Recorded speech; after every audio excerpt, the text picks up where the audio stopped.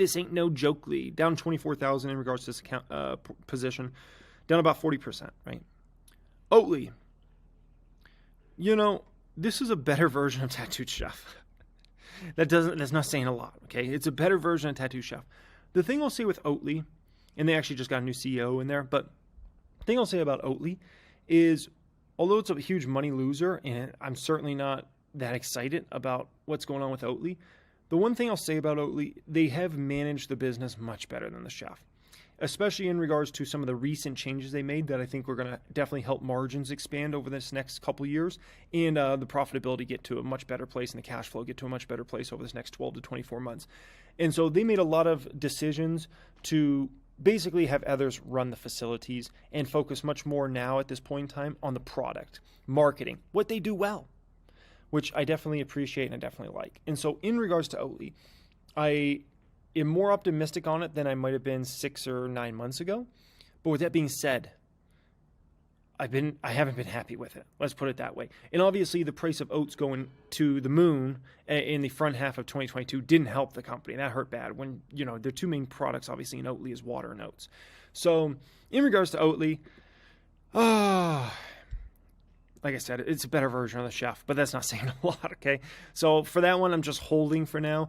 I'm kind of wait to see what plays out over the next couple quarters. If I don't like it and I don't see margins increase quite a bit over this next couple quarters, then I'm going to probably make a move out of it. If I do see the margins improve over this next couple quarters, them getting closer to profitability, then I'll continue to hold it and be a happy shareholder. But for now, it's we'll see. That's where I put Oatley, okay? Skyworks Solutions. So this stock, so far we're up about $14,000. We're up 24%.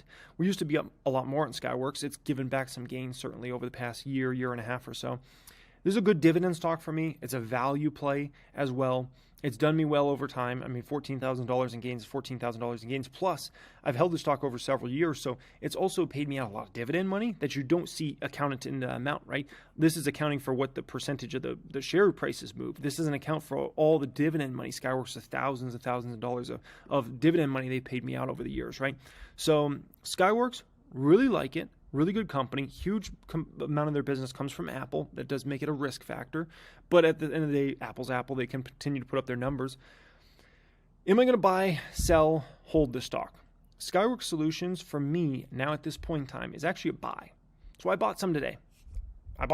Literally. Okay. So this stock is once again a buy. Love this one for the long term. Good income statement, good balance sheet. Really like Skyworks Solutions. Palantir, PLTR. So far, we're up about $7,800 in this stock, up 20%, $46,000 position here. It makes up just over 3% of the portfolio, 4,855 shares. In regards to Palantir, cost base $788. In regards to Palantir, am I planning on buying the stock in this account, selling it, or holding it? Okay, I can tell you this, absolutely buying it. In regards to Palantir here, cross sections of data and artificial intelligence, helping governments make better decisions, helping companies make better decisions. I don't think there's a way Fortune 500 companies aren't going to have to consider using Palantir over this next couple of years. With everybody talking about AI, the whole shift is to companies like, obviously, a Palantir, who's been working on AI for a long time before it was a cool buzzword over the last 3 to 6 months. Great balance sheet at this company. I sleep well at night. No debt. $2 billion plus of cash. Alex Carp, he's out there, no doubt about it, but dang, he's built an incredible employee force, one of the most talented employee forces. I've heard from even people inside my own private stock group that, got jobs at other big tech companies and said they tried for Palantir, and they told me they just couldn't get in. It's a whole different animal in trying to get a job at Palantir.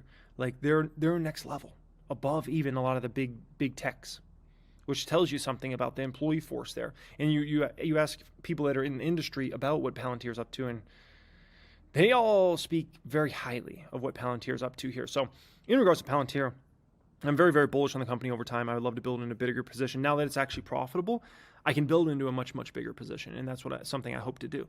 And so yeah, love Palantir. What Palantir's done specifically recently that's been, in my opinion, a game changer and will be a game changer for Palantir's business model over time is they've kind of adapted the large language model technology in terms of being able to if you are, let's say, military and you want to give certain prompts inside the large language model and ask it certain questions, it's going to be able to spit you out those questions. You can have it even do things. They've done some incredible demos in regards to this.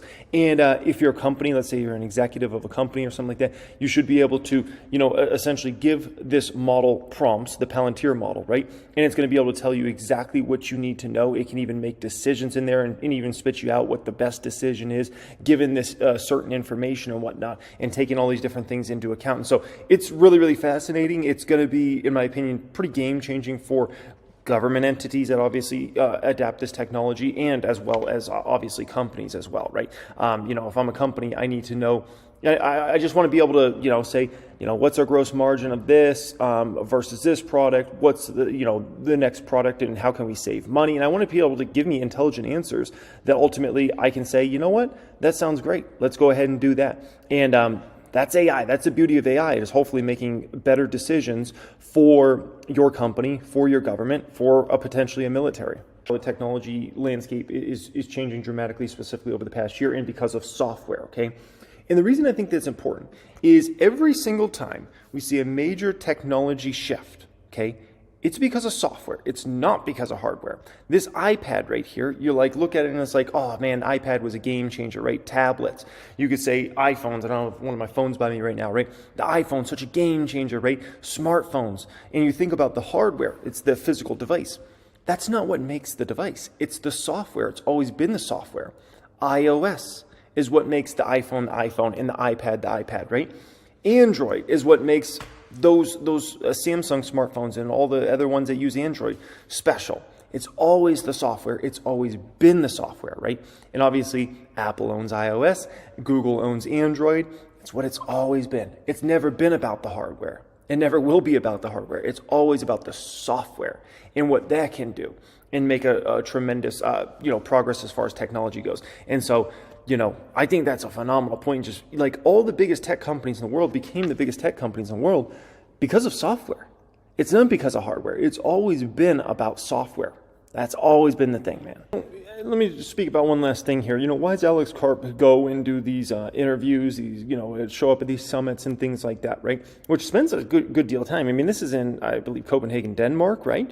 So he's got to travel all the way over there. It's a long flipping flapjack and flight, right? And, he does a lot of these each year, and he spends a lot of his time doing these sorts of things, right? One is Palantir's got an incredible team that's actually building the product. It's not like Alex Carp has to be in there actually building the actual product. That's not what his job entails. Thank goodness he's got other people to do that, right? And at the end of the day, when he goes to these sorts of things, I can tell you he wins over a lot of folks with a lot of power and a lot of money.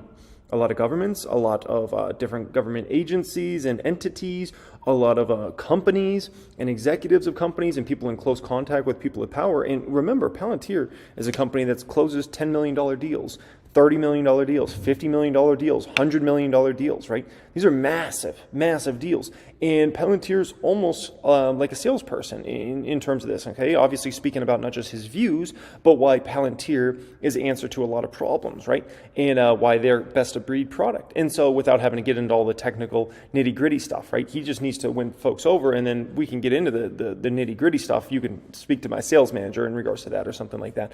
And so I think it's brilliant. I think it's absolutely brilliant. And Alex Carp doing good work out there as always. Business is growing very nice, getting the profitability, obviously, 2 quarters in a row, and hopefully many other quarters to go, and then S&P 500, which is another huge thing, not just for the stock price, but for the branding of the company. It's absolutely massive. And so I'm very, very excited about that.